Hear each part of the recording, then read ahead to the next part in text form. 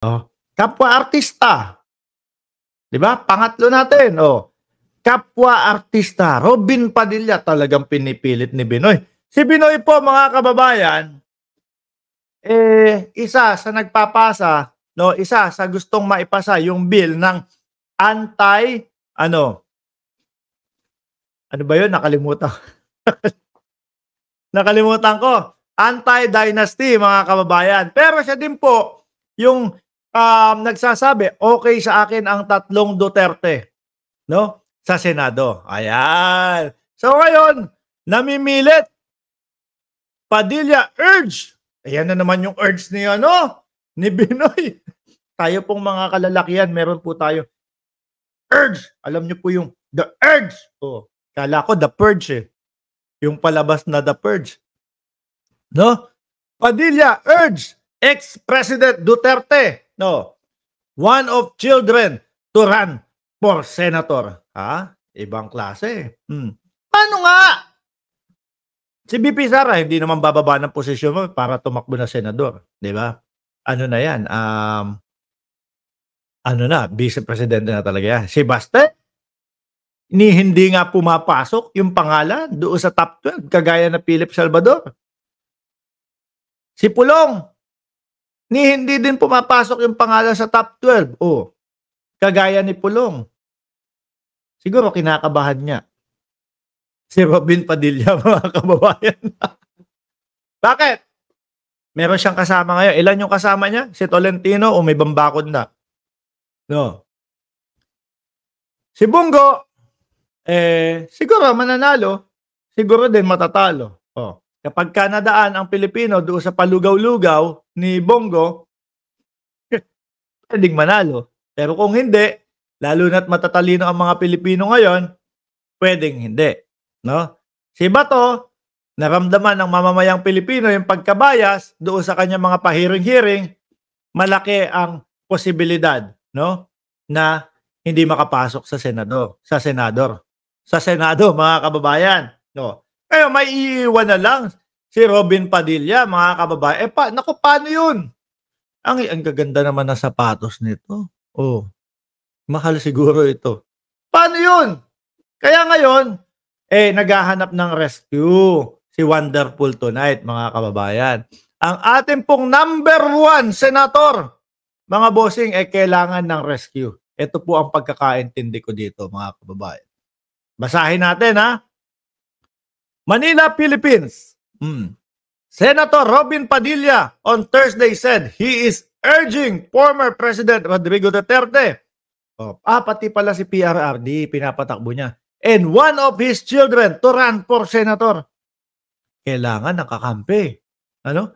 Padilla, who is the president of Partido o PDP, wala nang laban, made the remark as he accompanied the party senatorial bet during their certificate of candidacy filing at Manila Hotel, Garden City on Thursday. Talagang kailangan. Ano sabi ni Binoy? Ako hanggang ngayon, biruin mo pinapasa, anti-dynasty. No? Pero takbo ka, PRRD, kasama ng isa mo pang anak.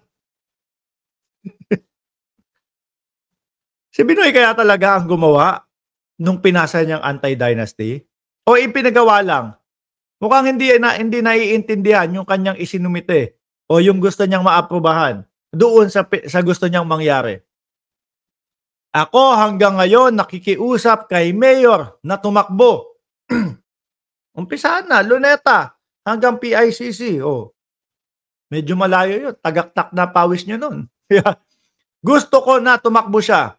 Kung hindi siya, isa sa mga anak niya ang tumakbo para sa senador. Hindi uubra yung dalawa sa pagiging senador. Ano? Lalo na si Baste. Ano gagawin ni Baste dun? Kung magpaliwanag nga, hirap na hirap yung pagsampal nga kay General Torre. Hanggang ngayon, hindi tayo nakaka-move on dahil wala naman. Kakainin. Lalamunin ng buhay yung mga, yung dalawa doon sa Senado.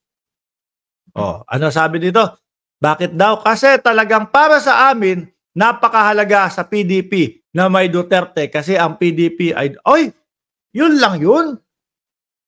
Hindi ang PDP ay para sa mamamayang Pilipino kasi ang PDP ay para sa Duterte. Ganun pala yun. Grabe naman yan, Binoy. Sabi ni Maria Pami, supporter yan ni Pastor. Copy-paste niya lang ang anti-dynasty. Matagal na yan. Oh. Wala na si PRRD kasi mas slide na yan sa kanyang laway. Oh. Sino pa?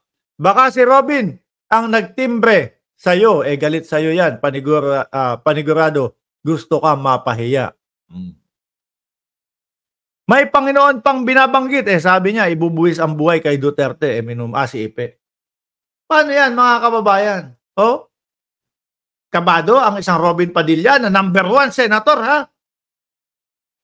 Dapat nga siya yung nangunguna dyan sa Senado, no? Dapat niya, pinapatunayan niya doon sa ilang milyon na bumoto sa kanya na eto talaga ako. Kahit mag-isa na lang ako, kaya ko kayong lahat. Kaso po, 2 taon na, no? Lagpas 2 taon na, mga kababayan, yung mga bidyong babalik-balikan po natin kay Senator Robin Padilla, mga bossing, ganun pa din po, no? Yung pagkain sa Senado. Sabay sandal, sabay muni-muni, sabay sabi. Masaya po ako, nakikita ko sila, no? Nagdedebate doon sa Senado. Diyos ko, Lord. Kailangan pa ba natin ng mga artista? Hindi lahat. Hindi natin nila lahat, mga bossing, no? Pero, hindi naman ibig sabihin natin na walang karapatan ang mga artista. Pero dapat talagang halukayin natin yung background. Baka dahil ang nangyayari lang po, mga bossing, kapag sila ay laos na, Senado, Kongreso, politika ang takbo. Baka ganun lang po, no? Ako, laos na ako. Ayokong mawala sa limelight. Gusto ko manatili dito. Sa politika naman ako. Dahil nga po, sinasamantala nila yung kasikatan nila bilang isang popular. At alam nila na ang mga kababayan natin Pilipino mahilig doon sa mga bumoto ng mga sikat. Yun ang ginagawa nila. Pag nakaupo na, wala na. Kain na. Ganun na lang po sa Senado. Di ho ba?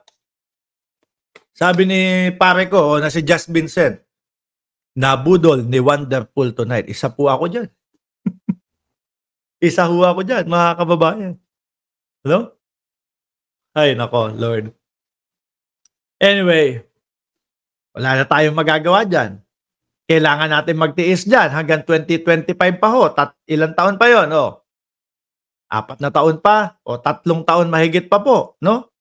Sabi ni John J. Jason, magaling pa nga dyan, si Richard Gomez. Nakikita ko po at nasusubaybayan si Richard Gomez. Ang hindi ko lang gusto kay Richard Gomez, mga kababayan, naiinggit ako doon sa Rolex niya. Yung Rolex niya, Pepsi. Ayan, siguro, ang second hand ng Rolex niya, 1.3 million. Mga second hand, Pero maganda yan. Pero, hindi natin isipin, ako, si Richard Gomez, naka-Rolex, saan kaya kinuha to? Sa pera ng taong bayan. Yung mga DDS lang po mahilig mag-isip ng mga ganun. Alam naman natin kung gaano kadami ang naipon yung mga artista na yan. Di ba, Archie Beroya? Sabi ni Archie, bagal at hirap magsalita yun, nakaupong mayor. Baka mag-lock ang panga ay mabisto na.